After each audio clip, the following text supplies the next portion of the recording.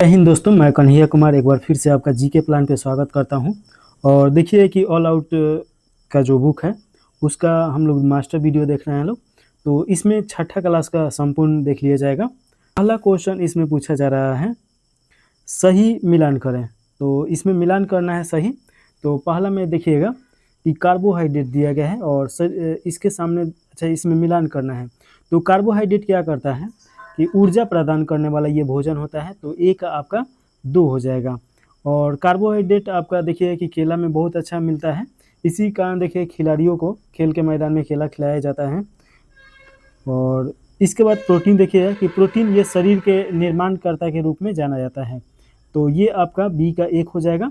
और विटामिन रोगों से बचाता है, तो रोगों से रक्षा करता है, तो ये आपका सी का 3 हो जाएगा। तो 1 का 2 और बी का 1 और सी का 3, ऑप्शन नंबर बी सही हो जाएगा। अगला क्वेश्चन देखिएगा, सत्य कथन का चयन करें। तो इसमें कूट के सहायता से चयन करना है। पहला में दिया गया है, रुक्षांश शरीर को कोई पोषक तत्व प्रदान नहीं करते हैं। तो ये देखिएगा कि आपका एकदम सही हो जाएगा कि जो रुक्षांश होता है वो शरीर को कोई पोषक तत्व प्रदान नहीं करता है लोग। और उसके बाद देखिए रुक्षांश की पूर्ति मुख्यतः पादप उत्पादों से होता है, ये आपका सही है। ये हमारे भोजन का आवश्यक अवयव नहीं है। ये आपका देखिएगा कि ये भोजन का आवश्यक अवयव है, क्योंकि अगर देखिए कि रुक्षांश नहीं होगा तो जो अवशिष्ट पदार्थ रहता है वो सही से बाहर नहीं निकल पाएगा। इसका काम ही होता है कि जो टॉक्सिक जो हमारे शरीर में या खाना खाते हैं तो जो पच जाता है तो उस भोजन को ये निकालता है। तो ये आपका गलत हो जाएगा, तो इसका राइट आंसर आपका बी सही हो जाएगा, ऑप्शन नंबर। रुक्षांश इंग्लिश में फाइबर बोला जाता है, तो ये आप याद रखिएगा कि इसका मतलब क्या हो जाएगा, तो फाइबर हो जाएगा। चलिए आगे देखा जाए। अगला क्वेश्चन है तीसरा का नंबर, इसमें पूछा जा रहा है सत्य कथन की पुष्टि करें। तो इसमें सत्य कथन बताना है। पहला में दिया गया है, भोजन के मुख्य घटक में केवल कार्बोहाइड्रेट, वसा और विटामिन होता है। ये तो यहाँ पे देखिए कि केवल लगा दिया है, तो ये तो ऐसे ही गलत हो जाएगा, क्योंकि इसमें देखिए कि प्रोटीन भी होता है और रुक्षांश भी होता है। तो कार्बोहाइड्रेट, वसा और ये सब रुक्षांश भी रहेगा, तो ये आपका हो जाएगा गलत। अगला है, भोजन में रुक्षांश एवं जल मुख्य घटक नहीं है। ये देखिए कि मुख्य घटक के अंतर्गत ही आते हैं, ऐसा नहीं है कि मुख्य घटक नहीं है, तो ये भी आपका गलत हो जाएगा। तो 1 और 2 दोनों गलत हैं, तो ऑप्शन नंबर आपका डी सही हो जाएगा। सत्य कथन पूछ रहा था, कोई सही नहीं है। अगला क्वेश्चन है चौथा नंबर, इसमें पूछा जा रहा है रुक्षांश निम्न में से किसमें सहायता करता है। तो ऑप्शन नंबर बी सही हो जाएगा, बिना पचे भोजन को बाहर निकालने में। रेशा के रूप में भी ये जाना जाता है, तो ये आप याद रखेगा। अगला क्वेश्चन है 5वां नंबर, वृद्धि पूरी तरीके से अवरुद्ध हो जाएगी यदि लंबे समय तक भोजन में अनुपस्थित रहे, यानी कि भोजन में क्या अनुपस्थित रहेगा, तो वृद्धि अनुपस्थित हो जाएगा।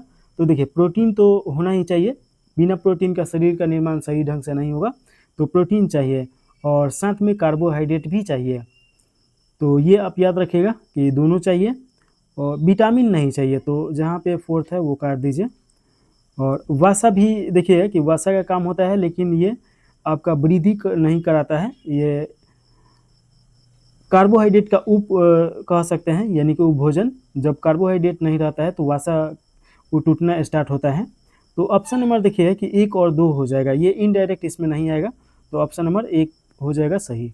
अगला क्वेश्चन है 6ठा नंबर, मंड यानी स्टार्च की उपस्थिति का परीक्षण करने के लिए खाद्य पदार्थों पर किस रसायन का कुछ बूंद डाली जाती है। तो इसका राइट आंसर आप देखिएगा कि आयोडीन विलयन डाला जाता है। तो देखिएगा कि मड का उपस्थिति अगर पता करना हो तो जो खाना होता है उसके ऊपर 2-3 बूंद अगर डाला जाएगा तो वो खाना ब्लैक हो जाएगा, यानी काला हो जाएगा, नहीं तो बैगनी टाइप का हो जाएगा।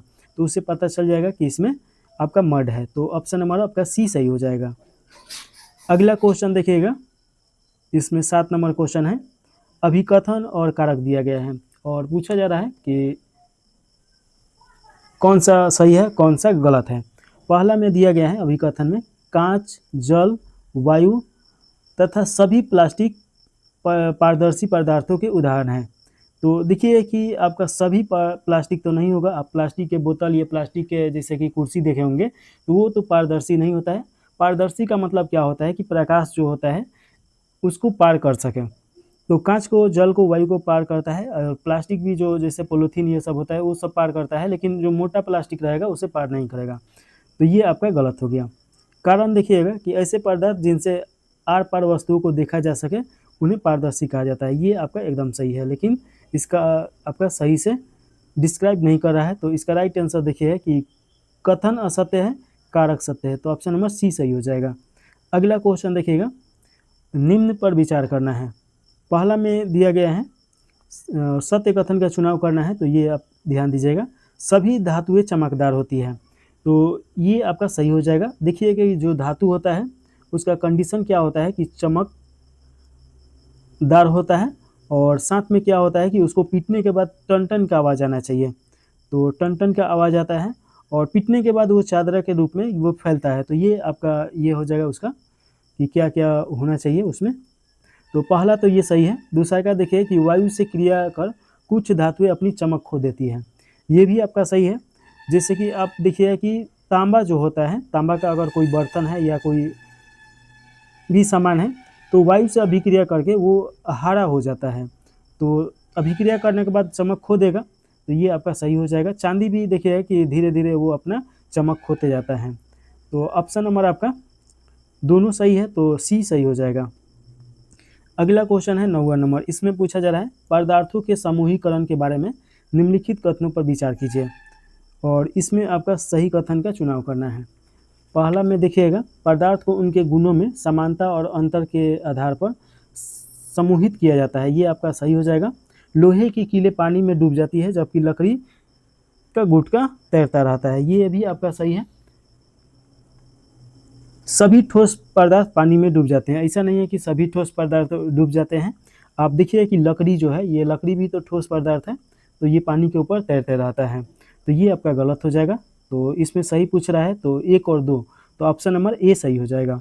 अगला क्वेश्चन है 10 नंबर। इसमें पूछा जा रहा है विधि दिया गया है, पदार्थ का पृथक्करण दिया गया है, तो इसमें बताना है कि कौन सा सही सुमेलित है। तो देखिए पहला में दिया गया है निस्तारण। तो अनाज से भूसा को पृथक करना निस्तारण नहीं होता है। निस्तारण में देखिए कि रेत और जल के मिश्रण से जल को अलग किया जाएगा छान के। तो छाना जाएगा तो रेत ऊपर रह जाएगा, और जल रहेगा तो वो नीचे चला जाएगा, तो उसे बोला जाता है निस्तारण। तो ये तो आपका गलत हो गया। वापसन देखिए कि द्रव में घुले ठोस को अलग करना, ये आपका सही हो जाएगा। अगर नमक में पानी घुला हो तो उसे गर्म करने के बाद पानी वापस बन के उड़ जाएगा और नमक वहीं पे रह जाएगा, तो ये आपका सही है। निष्पादन, निष्पावन लिखा है, निष्पादन नहीं, सॉरी। तो ये देखिएगा कि जब इसको गिराया जाता है तो हवा का जब झोंका इसमें दिया जाता है, तो जो भूसा होता है वो अलग हो जाता है और अनाज अलग हो जाता है। तो ये आपका देखिए कि ऊपर वाला में निष्पावन का दिया गया है, तो ये भी आपका गलत है। तो इसमें आपका सही सुमेलन पूछ रहा है, तो ऑप्शन नंबर बी सही हो जाएगा, केवल 2 सही है। अगला क्वेश्चन है 11 नंबर। पृथक्करण की विधियों के बारे में निम्नलिखित कथनों पर विचार करना है। तो पहला ऑप्शन देखिएगा कि हाथ से चुनना अनाज से पत्थर और भूसी जैसी थोड़ी बड़ी अशुद्धियों को अलग करने की एक सुविधाजनक विधि है, एकदम सही है। खाना बनाते समय देखिए कि आपकी माताजी या जो भी खाना बनाता होगा तो ऐसे चुना जाता है। थ्रेसिंग, ठंडलों के गठलों से अनाज के बीजों को अलग करने की प्रक्रिया है, ये भी आपका सही है। थ्रेसिंग जो मशीन होता है, अनाज अलग हो जाता है और उसका जो अवशिष्ट पदार्थ आता है वो अलग हो जाता है, तो ये भी आपका सही है। तीसरा में देखिए कि फटकना किसी मिश्रण के भारी और हल्के घटकों को हवा या बहती वायु द्वारा अलग करने के लिए उपयोग किया जाता है, ये भी आपका सही है। घर में देखिएगा कि जो अनाज रहता है उसे फटक के अलग किया जाता है, उसका भूसी। चौथा में दिए गए छानना उन द्रवों के मिश्रण को अलग करने के लिए उपयोग किया जा सकता है जो आपस में नहीं मिलते हैं। जो आपस में नहीं मिलते हैं उन्हें छान के अलग नहीं किया जाता है, उन्हें बीन के अलग किया जाता है, तो ये आपका गलत हो जाएगा। तो 1 और 2 3 सही है, तो ऑप्शन नंबर बी सही हो जाएगा। चलिए अगला क्वेश्चन है 11 के बाद 12 नंबर। निम्न में से कौन सा तने का कार्य नहीं है, ये पूछा जा रहा है। तो ऑप्शन देखिए कि तना जल एवं खनिज लवणों को पत्तियों तक ले जाता है, एकदम सही है। देखिए कि जो जड़ होता है, जड़ तना तक खनिज और लवण पहुंचाता है, उसके बाद तना पूरे पत्ती तक ले जाता है। भोजन तने से होकर पौधे के अन्य भागों में संग्रहित होता है, ये भी सही है। जो पौधा होता है तो उसमें जो पत्ती होता है उसमें हरा कलर होता है, वहाँ पे भोजन तैयार होता है जिसे प्रकाश संश्लेषण बोला जाता है। और उसके बाद वो तना में पहुँचता है और तना वो संग्रहित करने का कार्य करता है। तना दो तरफा मार्ग की तरह कार्य करता है, ये भी आपका सही हो जाएगा। थोड़ा सा इसको हम डिटेल में समझा देते हैं, जैसे कि ये देखिएगा कि मान लीजिए कि ये कोई पेड़ हो गया, ये आपका धरातल हो गया, ये नीचे आपका जड़ हो जाएगा, ठीक है। और पेड़ है तो उसमें तना है और तना के बाद पत्ती है बहुत सारा, तो ये आपका मान लीजिए कि पत्ती हो गया। अब देखिएगा कि सूर्य का रोशनी जो है ये इस पे पड़ेगा और यहाँ पे प्रकाश संश्लेषण की अभिक्रिया होगा। तो इसमें देखिएगा कि जब खाना तैयार होगा तो उस खाना को फ्लोएम याद रखेगा, फ्लोएम के द्वारा तना तक पहुँचाया जाता है। तो ये आपका तना हो गया, तो फ्लोएम इसको यहाँ तक पहुँचाया और तना इसको क्या करता है कि पूरे शरीर तक यानी कि पेड़ पौधे के पूरे भागों में पहुँचाता है। तो ये तो आप समझ गए। अब देखिए सिर्फ खाना से तो होगा नहीं, पानी भी चाहिए और खनिज भी चाहिए। तो पानी और खनिज जड़ के द्वारा इसको यहाँ पहुँचाया जाता है इस तना में, और इस तना में पहुँचेगा तो ये आपका पूरे पेड़ पौधा के हर जगह यानी पत्ती तक भी पहुँचाएगा। तो ये आप याद रखिएगा। और जब प्रकाश संश्लेषण होता है तो यहाँ वापसी सर्जन भी होता है, यानी कि जो द्रव होता है वो आपका वापसित होता है। जैसे कि आप देखिए कि कभी भी खाना बनता है तो उसमें चावल अगर बन रहा है या दाल चाहे कुछ भी, तो उसमें से भाप निकलता है, वैसे ही यहाँ पे भी खाना बनता है तो भाप निकलता है। ये आपको समझ में आ गया होगा। चलिए अगला क्वेश्चन है 13 नंबर। निम्न कथनों पर विचार करना है। अच्छा एक चीज़ रखिए, इसका राइट आंसर हो जाएगा आपका सी, क्योंकि सी नहीं होगा, सॉरी आपका डी हो जाएगा, कोई इसमें गलत नहीं है। अगर सही पूछता तो सी हो जाता, गलत पूछ रहा है तो डी हो जाएगा। 13 नंबर क्वेश्चन में पूछा जा रहा है असत्य कथन का चयन करना है। तो सबसे पहले ये ध्यान दीजिएगा कि सत्य पूछ रहा है कि असत्य। पहला में है पत्ती का वह भाग जिसके द्वारा वह तने से जुड़ती है उसे सिरा बोला जाता है, ये आपका सिरा नहीं बोला जाता है। और दूसरा का देखिएगा, ये तो आपका गलत हो गया। पौधे में वापसर्जन की क्रिया पत्तियों द्वारा संपन्न होता है, ऊपर अभी हम डिस्क्राइब किए थे यही चीज़, तो ये आपका सही है। तो ऑप्शन नंबर आपका बी सही हो जाएगा, केवल 2 सही हो जाएगा। अगला क्वेश्चन है 14 नंबर। पौधे के प्रकारों के बारे में निम्नलिखित कथनों पर विचार करना है और सही कथन का चुनाव करना है।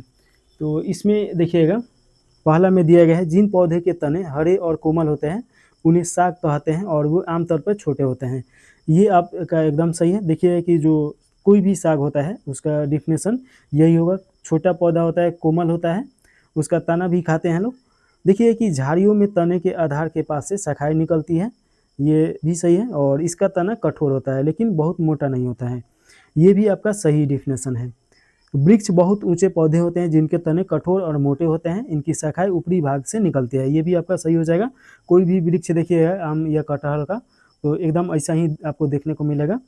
चौथा में है रेंगने वाले पौधे और आरोही पौधे झाड़ियाँ जैसे ही होती है क्योंकि ये विभिन्न जमीन के करीब ही उगते हैं, ये आपका गलत हो जाएगा। देखिए पेड़ पौधे के करीब उगते हैं लोग और पेड़ पौधे के ऊपर लतर के रूप में ये ऊपर जाता है लोग, तो ये आपका गलत है।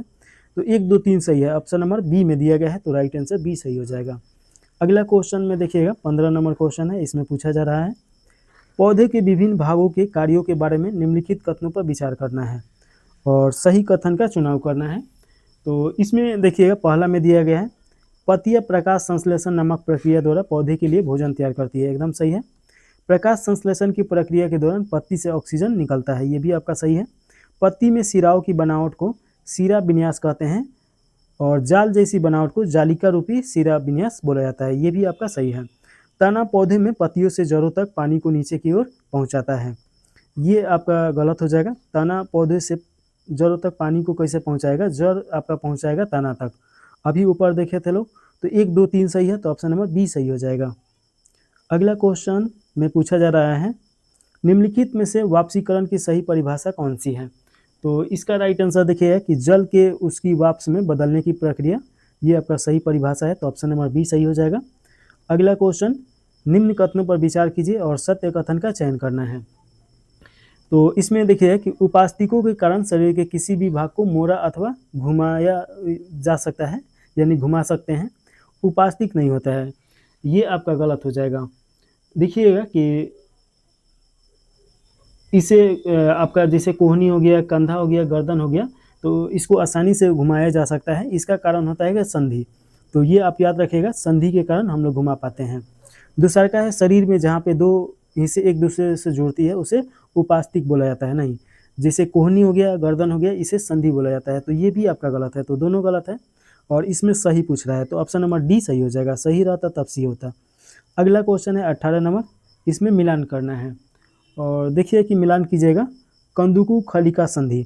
ये देखिए कि आपका कंदुकु खलिका जो संधि होता है इसमें गर्दन में पाया जाता है और ये देखिए कि चारों तरफ मोड़ने में काम आता है। तो देखिए कि इसका राइट आंसर हो जाएगा ए का आपका 3। तो ये आपका सभी दिशाओं में गति के लिए मोड़ा जाता है। इसके बाद देखिएगा कि धुरांग संधि, ये आगे पीछे दाएं बाएं करने के लिए ये काम में आता है। तो बी का आपका 1 हो जाएगा। हिज संधि देखिएगा कि ये आपका एक दिशा में गति करने के लिए कार्य में आता है और अचल संधि सभी दिशाओं में ऊपरी जबड़ा और कपाल के मध्य संधि है। तो ये आप याद रखिएगा अचल संधि, ये आपका ज़्यादातर हिलता डुलता नहीं है और ये रोक के रखता है। तो इस प्रकार देखिए कि 1 का 3, तो ये कट गया, ये कट गया और बी का आपका 1 हो जाएगा, तो ये भी कट गया, तो ऑप्शन नंबर बी सही हो जाएगा। अगला क्वेश्चन है, पूछा जा रहा है निम्न कथनों पर विचार कीजिए और सत्य कथन का चयन करना है। तो इसमें देखिएगा दिया गया है पसलिया मेरुदंड से जुड़ी होती है, ये आपका गलत हो जाएगा। अच्छा देखिए पसलिया मेरुदंड, हाँ सही है एकदम। मेरुदंड ये क्या होता है कि जो रीढ़ का हड्डी होता है तो उसको देखिए कि दोनों तरफ जोड़ कर रखता है, ये आपका सही है।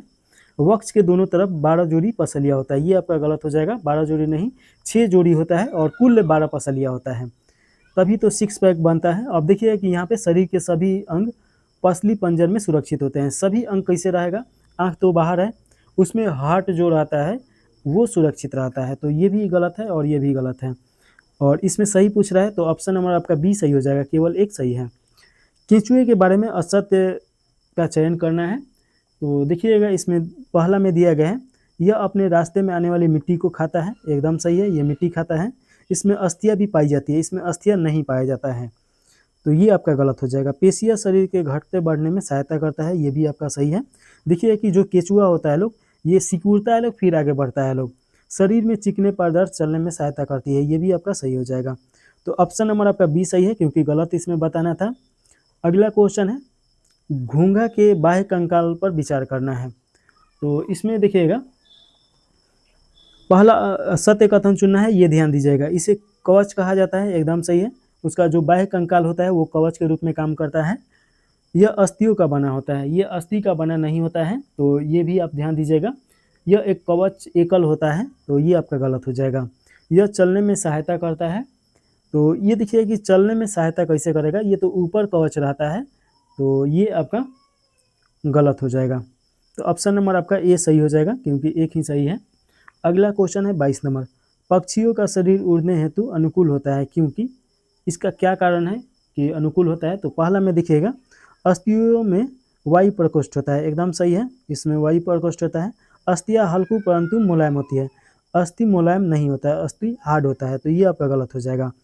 अग्रपाद यानी कि पहला पैर रूपांतरित होकर पंख बनाते हैं, ये आपका सही हो जाएगा। तो 1 और 3 सही है, तो ऑप्शन नंबर देखिएगा कि 1 और 3 किस में दिया गया है, तो ये आपका 1 और 3 ऑप्शन नंबर ए में दिया गया है, तो ए राइट आंसर हो जाएगा। अगला क्वेश्चन है 23 नंबर, मछली के संबंध में निम्न कथनों पर विचार करना है और इसमें सत्य कथन का चुनाव करना है। पहला में दिया गया है इसका कंकाल दृढ़ अस्थियों से बना होता है, दृढ़ अस्थि नहीं होता है, मुलायम अस्थि से ढका होता है। तो ये आपका जो देखिए कि उनके ऊपर का जो छिलका या चोइटा उसे बोला जाता है वो कैल्शियम से बना होता है, तो ये गलत हो जाएगा। पख तैरते समय संतुलित बनाए रखते हैं, एकदम सही है। इन लोग का जो पंखा होता है तो वो संतुलन बनाने में काम आता है। मछली के पख दिशा निर्धारण में भी सहायता करता है, ये भी सही है, किस दिशा में वो घूमेगा लोग उसमें भी सहायता करेगा। तो ऑप्शन नंबर आपका बी सही हो जाएगा, 2 और 3 सही है। अगला क्वेश्चन है हमारे शरीर के कौन से अंग मिलकर किसी हड्डी को हिलाते हैं, तो कौन सा अंग हो जाएगा। तो इसका राइट आंसर देखिए कि मांसपेशी और हड्डी हो जाएगा। मांसपेशी और हड्डी, जो मांस रहता है और हड्डी के ऊपर रहता है वही तो घुमाने में काम करता है, तो ऑप्शन नंबर आपका बी सही हो जाएगा। तेलचट्टे को उड़ने में सहायता करती है, तो तेलचट्टे को उड़ने में सहायता कौन करता है, तो देखिए कि वक्ष की पेशियाँ हो जाएगा, तो ऑप्शन नंबर आपका बी सही हो जाएगा। हमारी कलाई अत्यधिक लचीली होती है और कई दिशाओं में मुड़ सकती है, यह कलाई किन दो छोटी छोटी अस्थियों से मिलकर बनी होती है? तो ये आपका कार्पेल बोला जाता है। तो ऑप्शन नंबर बी सही हो जाएगा। अगला क्वेश्चन इसमें पूछा जा रहा है कि हमारे शरीर का वह हिस्सा जिसके सहारे हम बैठते हैं और जो हमारे पेट के निचले अंगों की रक्षा करता है, किस अस्थि संरचना से बना होता है? तो इसे बोला जाता है आपका श्रेणी अस्थि बोला जाता है। तो आपका ऑप्शन नंबर बी सही हो जाएगा। और इसे देखिए कि नितंब भी बोला जाता है। तो कहीं कहीं पे आपको नितंब भी मिलेगा, नितंब अस्थि भी इसे बोला जाता है। तो ये याद रखिएगा। अगला क्वेश्चन है ऊंट के विषय में बताना है और सत्य असत्य कथन का चुनाव करना है। पहला में दिया गया है कि लंबे पैर इन्हें रेत की गर्मी से दूर रखता है, एकदम सही है। मूत्र सर्जन की मात्रा बहुत कम होता है, ये भी आपका सही है। देखिए कि एक महीना तक ये लोग बिना पानी का ग्रहण किए रह सकता है लोग। इन्हें पसीना भी नहीं आता है, ये भी आपका सही है। इन लोगों का जो ऊपरी त्वचा बनावट होता है उसमें पसीना नहीं आता है। तीनों सही है और इसमें गलत पूछा जा रहा है। तो ऑप्शन नंबर डी सही हो जाएगा। अगला क्वेश्चन है निम्न कथनों पर विचार कीजिए और सत्य कथन का चयन करना है। तो इसमें आपका हो जाएगा स्विफ्ट एंड ऑक्टोपस छिछले पानी वाले जीव हैं। ये आपका स्विफ्ट और ऑक्टोपस जो होता है ये छिछले पानी में नहीं रहते हैं। छिछला पानी का मतलब क्या हो गया? कोई भी तालाब है या नदी है तो जो जहाँ से भूमि स्टार्ट होता है तो वहाँ पे देखिए कि छिछला पानी होता है, तो उसके आसपास में ये नहीं रहता है लोग, ये गहरे पानी में रहता है लोग। और अगला ऑप्शन देखिए कि डॉल्फिन एंड व्हेल लंबे समय तक बिना श्वसन के रह सकता है लोग, ये आपका एकदम सही है। और देखिए कि इनमें गिल से नहीं होता है और ये पानी के नीचे रहता है लोग। तो ऑप्शन नंबर बी से आपका बी सही हो जाएगा, केवल 2 सही है। अगला क्वेश्चन में देखिएगा 30 नंबर क्वेश्चन जलीय पौधे के विषय में असत्य कथन का चयन करना है। तो असत्य कथन आपका कौन कौन हो जाएगा? तो पहला में दिया गया है तना छोटा हल्का एवं खोखला होता है।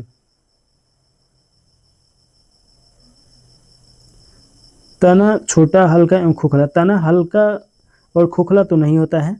छोटा पौधा होगा तो छोटा तना हो सकता है, बड़ा तना हो सकता है बड़ा पेड़ में, तो ये तो आपका गलत हो गया। इसके बाद देखिए कि जड़ें आकार में बहुत छोटी होती है। जड़ पेड़ की तुलना में तो छोटा ही होता है। अब 40 फीट का अगर जड़ है तो 40 फीट का पेड़ है तो उसका जड़ छोटा ही रहेगा। और ये जलीय पौधे के बारे में बात हो रहा है। रेगिस्तानी पौधे जो रहेगा मरुस्थलीय तो उसमें जड़ बड़ा होता है, तो ये आपका सही हो जाएगा। सभी जलीय पौधे के फूल एवं पत्तियां जल के अंदर प्लॉग करते हैं, सभी नहीं होगा, कुछ पौधे ऐसे भी होते हैं जो बाहर भी हो सकता है, तो ये भी आपका गलत है। तो 1 और 3 गलत है। तो ऑप्शन नंबर आपका डी में दिया गया है, तो राइट आंसर डी सही हो जाएगा। अगला क्वेश्चन है निम्नलिखित में से कौन सही सुमेलित नहीं है? तो इसमें गलत बताना है। तो देखिए कि मछली किससे श्वसन लेता है लोग? तो क्लोम से, तो ये आपका सही है। केंचुआ फेफड़े से श्वसन लेता है लोग? नहीं, ये आपका पूरा शरीर से ही लेता है लोग। पौधे सूक्ष्म रंध्र होता है, ये आपका सही हो जाएगा। तो ये दोनों सही है। और गलत पूछ रहा है तो केवल 2 गलत है, तो ऑप्शन नंबर बी सही हो जाएगा। अगला क्वेश्चन है 31 के बाद 32 नंबर क्वेश्चन। इसमें पूछा जा रहा है कि मरुस्थलीय पौधे के संबंध में कौन सा असत्य कथन है? तो यहाँ पे असत्य कथन बताना है। पहला में दिया गया पौधे वापसी उत्सर्जन द्वारा बहुत कम मात्रा निष्कासित करते हैं, ये आपका देखिए कि ये आपका सही है। सभी पादपों में पत्तियां कांटे का रूप ले लेती है, सभी पादपों में तो नहीं होगा। हालांकि ज़्यादातर जो मरुस्थलीय पौधा होता है वो कांटा के रूप में उन लोगों का पत्ती जो होता है हो जाता है, क्योंकि उन लोगों को पानी संचय करना होता है, लेकिन सभी में नहीं होगा, तो ये आपका गलत हो जाएगा। नागफनी में पत्ती वास्तव में तना होता है, एकदम सही है। पौधे की जड़ें अति गहराई तक चली जाती है, ये भी आपका सही है। जो मरुस्थलीय पौधा होता है तो देखिए कि पौधा ऊपर 3 फीट का है और उसका जड़ 6 फीट का है, क्योंकि वो पानी के तलाश में नीचे तक पहुंच जाता है, तो ये आपका सही हो जाएगा। इसका राइट आंसर असत्य चुनना था, तो ऑप्शन नंबर बी सही हो जाएगा। चलिए अगला क्वेश्चन आपका 32 के बाद 33 नंबर। निम्न में से किसमें गिल या क्लोम नहीं पाए जाते हैं? तो देखिए कि आपका ऑक्टोपस में तो पाया जाता है और डॉल्फिन में नहीं पाया जाता है, तो ये आपका डॉल्फिन में नहीं पाया जाता है, व्हेल में भी नहीं पाया जाता है। इन लोगों के सर पे देखिए कि एक छिद्र होता है जिसे नासाद्वार बोला जाता है, तो वहाँ से ये लोग सांस लेता है लोग। तो ये आपका देखिए कि ऑप्शन नंबर डी सही हो जाएगा, उपयुक्त में से एक से अधिक। अगला क्वेश्चन है, इसमें पूछा जा रहा है कि यह मटमैले यानी कि हल्के भूरे रंग का जीव है जिसके चेहरे के सामने आंखें उसे दूर तक शिकार खोजने में सहायता करती है। अगले पैर के नखर लंबे होते हैं जिन्हें खींचकर यह अंदर छिपा सकता है। यह वन अथवा घास स्थल का निवासी है। तो उपयुक्त में से किस प्रणाली के बारे में ये सत्य कथन है? तो ये आपका हिरन या कंगारू दिया है, ये आपका शेर हो जाएगा।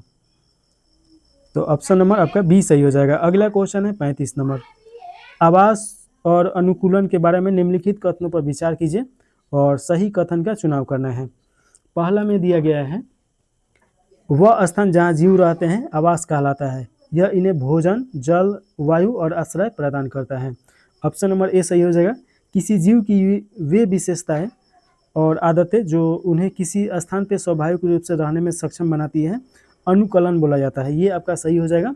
देखिए कि रेगिस्तान में रहने वाले जीव अलग होते हैं, पानी में रहने वाले जीव अलग होते हैं। इसका कारण क्या है? अनुकलन ही है। तो ये भी सही है।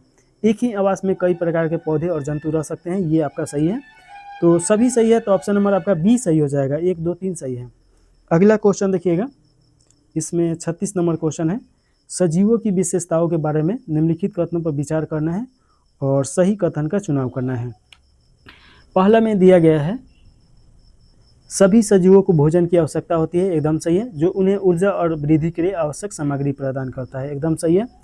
श्वसन एक ऐसी प्रक्रिया है जिसके द्वारा सजीव ऑक्सीजन ग्रहण करते हैं और कार्बन डाइऑक्साइड छोड़ते हैं, ये भी आपका सही है। वृद्धि सजीवों की एक विशिष्ट विशेषता नहीं है। देखिए कि वृद्धि सजीवों की एक विशिष्ट विशेषता है, नहीं है, ये आपका गलत है, तो ये गलत हो गया। सजीव अपने परिवेश में होने वाले परिवर्तन के प्रति अनुक्रिया करते हैं, ये भी आपका सही है। तो 1, 2, 4 ऑप्शन नंबर आपका सी सही हो जाएगा, इसमें दिया गया है। अगला क्वेश्चन है, निम्न कथनों पर विचार कीजिए और सही आंसर चुनना है। तो इसमें देखिएगा, पहला में दिया गया है, सही आंसर चुनना है कि गलत चुनना है, ये देखिए। अच्छा, असत्य चुनना है, तो यहाँ पे गलत हो जाएगा, गलत चुनना है। तो चलिए, पहला में दिया गया है, लोलक की गति वर्तुल गति का उदाहरण है। लोलक वर्तुल गति नहीं करता है लोग, आवर्त गति करता है लोग। लोलक जो रहता है एक बार जाएगा फिर आएगा, जैसे ये देखिएगा। और उसके बाद देखिएगा, दूसरका में दिया गया है, पंखे की पंखुड़ियाँ गति आवर्ती करती है, आवर्ती नहीं वर्तुल करती है, तो ये आपका गलत हो जाएगा। तो दोनों का दोनों गलत है। तो ऑप्शन नंबर आपका कौन सा हो जाएगा? सी सही हो जाएगा। 1 और 2 सही है, यानी कि गलत है। अगला क्वेश्चन है, सिलाई मशीन की सुई की गति होती है, यह कैसा गति होता है? तो ये आपका देखिएगा, आवर्ती गति करता है लोग, आवर्त में। तो ऑप्शन नंबर सी सही हो जाएगा। अगला क्वेश्चन पूछा जा रहा है, फर्श पर लुढ़कती हुई गेंद की गति है, तो ये कैसी गति है? तो एक तो सबसे पहले आप देखिएगा कि सरल रेखा गति, एकदम सही है। आवर्त गति नहीं होगा, घूर्णन गति, तो ये आपका सही हो जाएगा। तो 1 और 3 सही है, तो ऑप्शन नंबर डी सही हो जाएगा। अगला क्वेश्चन है, लंबाई के मापन के बारे में निम्नलिखित कथनों पर विचार कीजिए और सही कथन का इसमें चुनाव करना है। तो देखिएगा, पहला में दिया गया, लंबाई की एसआई मात्रक मीटर है, एकदम सही है। प्रत्येक मीटर को 100 बराबर भागों में विभाजित किया जाता है, जिन्हें सेंटीमीटर बोला जाता है, ये आपका सही हो जाएगा। 1 मीटर को 100 सेंटीमीटर के बराबर मापा जाता है, ये आपका सही है। प्रत्येक सेंटीमीटर में 10 बराबर भाग होते हैं, जिन्हें मिलीमीटर बोला जाता है, ये भी आपका सही है। शरीर के अंगों का उपयोग मापन की इकाइयों के रूप में करने से सटीक और एक समान परिमाण मिलते हैं। शरीर के अंगों का उपयोग मापन की इकाई के रूप में करने से सटीक और एक समान परिमाण कैसे मिलेगा? हर शरीर का अलग अलग ऊंचाई होगा, हर व्यक्ति का अलग अलग होगा, तो ये आपका गलत हो जाएगा। तो देखिए कि 1, 2, 3 आपका सही है, तो ऑप्शन नंबर बी सही हो जाएगा। अगला क्वेश्चन है, गति के प्रकारों के बारे में निम्नलिखित कथनों पर विचार करना है और सही उत्तर का चुनाव करना है। तो देखिए कि पहला में दिया गया है, सीधी रेखा में होने वाली गति को ऋजु रेखीय गति कहते हैं, एकदम सही है। सूर्य के चारों ओर पृथ्वी की गति ऋजु रेखीय गति एक उदाहरण है। तो ये देखिए कि ये आपका ऐसा नहीं हो सकता है, सूर्य का प्रकाश, सूर्य के चारों ओर पृथ्वी की गति, पृथ्वी का गति आपका वृत्तीय होता है, तो ये आपका गलत हो जाएगा। झूले पर झूलते बच्चे की आवर्त गति का उदाहरण है, ये आपका सही है। वृत्ताकार गति और आवर्त गति हमेशा एक ही चीज़ होता है, ये आपका एक चीज़ नहीं होता है, ये आपका गलत हो जाएगा। तो 1 और 3 सही है, तो ऑप्शन नंबर ए सही हो जाएगा। अगला क्वेश्चन है 42 नंबर, किसी वस्तु की छाया देखने के संदर्भ में निम्न कथनों पर विचार कीजिए और असत्य कथन का इसमें चुनाव करना है। तो इसमें देखिएगा, कि असत्य कथन कौन सा है। पहला में है एक प्रकाश स्रोत आवश्यक है। तो किसी वस्तु की छाया देखने के लिए प्रकाश का होना आवश्यक है, तभी तो छाया बनेगा। ये एकदम सही है। प्रकाश के पथ में कोई पारदर्शी वस्तु चाहिए। पारदर्शी वस्तु नहीं चाहिए। पारदर्शी वस्तु रहेगा तो वो आपका छाया बन ही नहीं पाएगा। छाया केवल पर्दे पर दिखाई दे सकती है। ये आपका यहाँ पे केवल लगा है, तो ये आपका देखिएगा कि इस कंडीशन में एकदम सही है। तो आप ये कहिएगा कि जैसे कि कोई व्यक्ति खड़ा है तो वहाँ पे तो पर्दा नहीं लगा रहता है, उसके ठीक अपोजिट में दिखाई देता है भूमि पे। तो देखिए यहाँ पे जो भूमि पे परछाई दिखाई दे रहा है वो भी क्या है, एक पर्दा के रूप में ही कार्य कर रहा है। तो ये आप याद रखिएगा। तो ऑप्शन नंबर आपका 1 और 3 सही हो जाएगा। तो ये आपका 1 और 3 सही है। अच्छा, असत्य पूछ रहा है तो 2 गलत है, तो ऑप्शन नंबर सी सही हो जाएगा। अगला क्वेश्चन है 43 नंबर। इसमें पूछा जा रहा है पेरिस्कोप के विषय में निम्न पर विचार करना है और सत्य कथन का चयन करना है। पहला में दिया गया है यह पूर्ण आंतरिक परिवर्तन के सिद्धांत पे कार्य करता है। ये पेरिस्कोप जो रहेगा पूर्ण आंतरिक सिद्धांत पे कार्य कैसे करेगा, तो ये आपका गलत हो जाएगा। इससे किसी अवरोध की दूसरी ओर भी देखा जा सकता है, एकदम सही है। तो ये आपका गलत है और ये आपका सही है। तो ऑप्शन नंबर बी सही हो जाएगा, केवल 2 सही है। अगला क्वेश्चन है वस्तु को दृश्य बनाता है, वस्तु को देखने लायक कौन बनाता है। तो देखिए आँख, परावर्तन, दर्पण ये नहीं बनाएगा, प्रकाश बनाता है। तो ये आप याद रखिएगा, बिना प्रकाश के कोई वस्तु नहीं देखा जा सकता है। आँख देखने का काम नहीं करता है, आँख दिखाने का काम करता है। थोड़ा सा इसको और समझिएगा। तो जैसे कि ये मान लीजिए कि आँख है और यहाँ पे मान लीजिए कि कोई वस्तु है। तो देखिएगा कि आँख है अंधेरा में तो ये दिखाई नहीं देगा, जैसे प्रकाश पड़ता है तो इस पे टकराता है प्रकाश, और प्रकाश आँख पे टकराता है और जो पुतनी रहता है उसको पुतनी मैनेज करके इसका फोटो ये यहाँ पे रेटिना पे फोटो बनता है और ये मस्तिष्क तक पहुँचाता है, तब हम लोग देख पाते हैं। तो ये आप याद रखिएगा। अगला क्वेश्चन है बहुमूर्तिदर्शी में किसका उपयोग होता है। तो देखिए कि इसमें आपका उपयोग होता है प्रकाश का परावर्तन। तो इसका राइट आंसर आपका बी सही हो जाएगा। इसके बाद अगला क्वेश्चन है सूर्य ग्रहण के समय सूर्य को सीधे नग्न आंखों से देखना अत्यधिक हानिकारक और असुरक्षित माना जाता है। सूर्य ग्रहण को सुरक्षित रूप से देखने के लिए हम किस सरल यंत्र का उपयोग कर सकते हैं। तो इसका राइट आंसर आपका हो जाएगा सूची छिद्र कैमरा। तो ऑप्शन नंबर बी सही हो जाएगा। अगला क्वेश्चन है निम्नलिखित में से कौन सा एक वस्तु दीप्त पिंड नहीं है बल्कि वह किसी अन्य प्रकाश स्रोत के कारण प्रकाश के चमकती हुई दिखाई देती है। तो ये आपका चंद्रमा हो जाएगा। चंद्रमा का अपना प्रकाश नहीं होता है, ये सूर्य के प्रकाश से जब इस पे पड़ता है तो ये चंद्रमा चमकता है। तो ये आप याद रखिएगा। अगला क्वेश्चन है किसी विद्युत परिपथ में धारा की दिशा होती है। तो धारा का दिशा कैसा होता है। तो ये देखिएगा कि विद्युत सेल के धनात्मक टर्मिनल से ऋणात्मक टर्मिनल की ओर होता है। तो ऑप्शन नंबर ए सही हो जाएगा। एक ऐसा सरल युक्त जो परिपथ को जोड़ अथवा तोड़ सकता है। तो देखिए कि जो स्विच होता है तो लाइट ऑन और ऑफ करने के लिए किया जाता है। तो ये आपका ऑप्शन नंबर बी सही हो जाएगा। बहुत इजी क्वेश्चन है। वह उपकरण जो रासायनिक ऊर्जा को विद्युत ऊर्जा में बदलता है। तो देखिए जो विद्युत सेल होता है इसमें रसायन भरा जाता है जो केमिकल रहता है, और उसके बाद देखिए कि ये आपका काम करता है किसमें, विद्युत ऊर्जा में। तो ऑप्शन नंबर बी सही हो जाएगा। अगला क्वेश्चन है 51 नंबर। निम्न कथनों पर विचार कीजिए और सत्य कथन का चुनाव करना है। तो इसमें सत्य कथन कौन सा है ये बताना है। तो इसमें देखिएगा पहला में दिया गया है विद्युत सेल का आविष्कार थॉमस एल्वा एडिसन के द्वारा किया गया था। ये आपका गलत हो जाएगा। थॉमस एल्वा एडिसन बल्ब के आविष्कारक हैं। और दूसरा का में है विद्युत बल्ब के आविष्कार अलेसांद्रो बोल्टा। तो अनुसाल्नो बेल्टा देखिए कि ये विद्युत सेल के आविष्कारक हैं। तो ये भी गलत है, ये भी गलत है। ऑप्शन नंबर आपका डी सही हो जाएगा। अगला क्वेश्चन है 52 नंबर।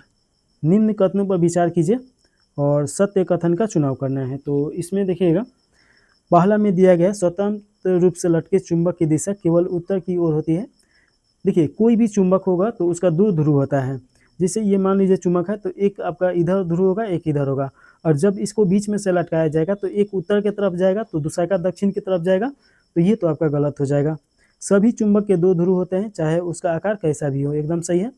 विराम अवस्था में कंपास की सुई सदैव उत्तर दक्षिण दिशा में निर्देश करती है। ये भी आपका सही है। तो 2 और 3 सही है। ऑप्शन नंबर आपका सी सही हो जाएगा।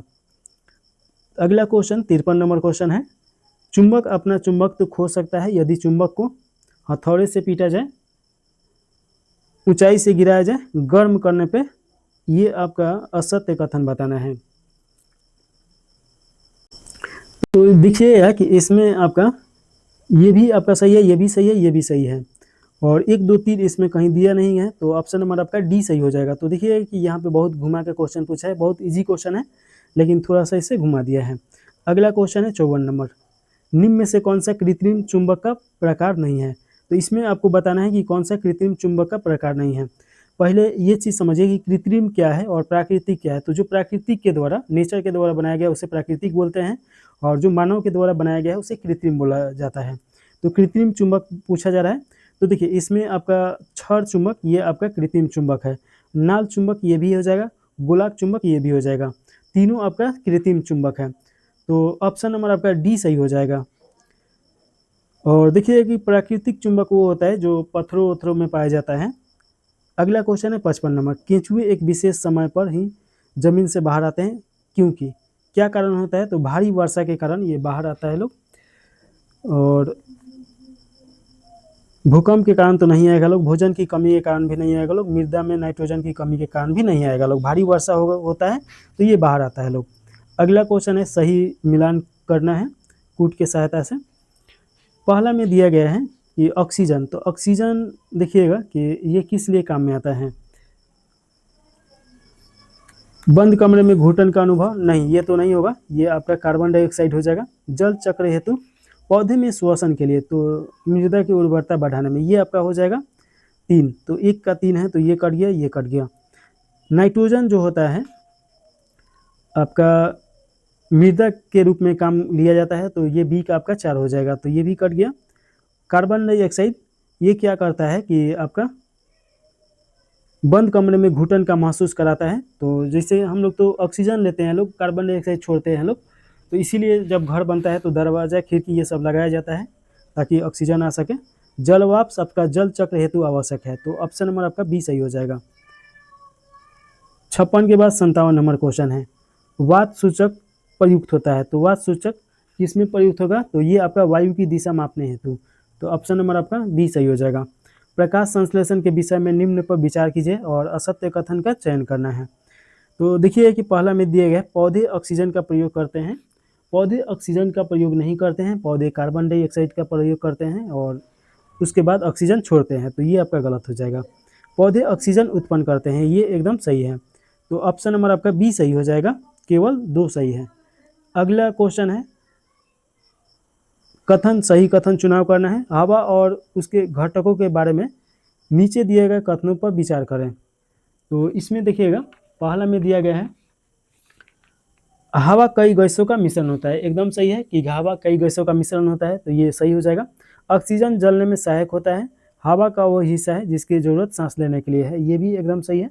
नाइट्रोजन हवा का वह घटक है जो मोमबत्ती जलाने में सहायता करता है, ये आपका गलत हो जाएगा। हवा ऑक्सीजन काम करता है, नाइट्रोजन नहीं। कार्बन डाइऑक्साइड हवा का एक छोटा लेकिन महत्वपूर्ण घटक है जिसका उपयोग पौधे प्रकाश संश्लेषण के लिए करते हैं, एकदम सही है।